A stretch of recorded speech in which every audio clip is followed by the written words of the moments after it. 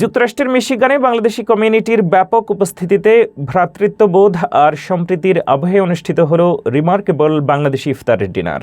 22 ফেব্রুয়ারি রোববার রাজ্যের ওয়ারেন সিটির মিফতাহ ইনস্টিটিউটে ইফতার মাহফিলটি সম্পন্ন হয়।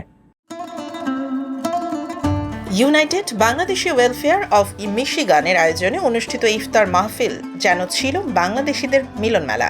রোববার বিকেলে ইফতারের আগ মুহূর্ত পর্যন্ত জড়ো হতে থাকেন আগত অতিথিরা। এতে senator Stephanie Chang, state representative Mike McFall, mayor Laurie Stone, councilman Hall Newman সহ অন্যান্য অফিসিয়াল ডেলিগেটসরা অংশ নেন। মামদুদ হোসাইনের সঞ্চালনায় ইফতার মাহফিলে স্বাগত বক্তব্য রাখেন সাব্বির খান। এতে রমজানের গুরুত্ব নিয়ে আলোচনা করেন সাইদ খান ও মূল বক্তা হিসেবে ছিলেন মোহাম্মদ শাহিদুল্লাহ। তারা রমজানের আত্মশুদ্ধি, ঐক্য এবং কমিউনিটির পারস্পরিক সহযোগিতার গুরুত্ব নিয়ে বক্তব্য দেন। পবিত্র রমজানের তাৎপর্য তুলে ধরে দোয়া, আলোচনা ও পারস্পরিক সৌহার্দ্যের মধ্য দিয়ে ইফতার সম্পন্ন হয়। পারস্পরিক মেলবন্ধনের এই আয়োজনে ব্যবসায়ী, কমিউনিটির সামাজিক ও রাজনৈতিক নেতৃবৃন্দ সহ অসংখ্য বাংলাদেশি আমেরিকার নারী পুরুষের সমাগম ঘটে।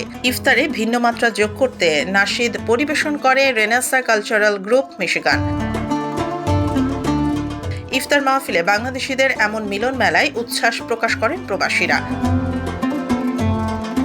আয়োজকরা জানান, প্রবাসে বসবাসরত বাংলাদেশিদের মধ্যে ভ্রাতৃত্ববোধ জোরদার এবং সমাজ কল্যাণমূলক কার্যক্রম এগিয়ে নিতে এই ধরনের আয়োজন ভবিষ্যতেও অব্যাহত থাকবে। আজকে আপনারা ইতিমধ্যে দেখতে পাচ্ছেন যে রিমার্কেবল বাংলাদেশি ইফতার 2026 organize by United Bangladeshi welfare of Michigan. আমাদের এই অর্গানাইজেশনের মূল লক্ষ্য এবং উদ্দেশ্য হচ্ছে যে আমরা কমিউনিটির সাথে একসাথে কিভাবে আগামীর দিনগুলিতে কাজ করতে পারি, কমিউনিটিকে ডেভেলপ করার জন্য। এটাই আমাদের মূল লক্ষ্য এবং উদ্দেশ্য।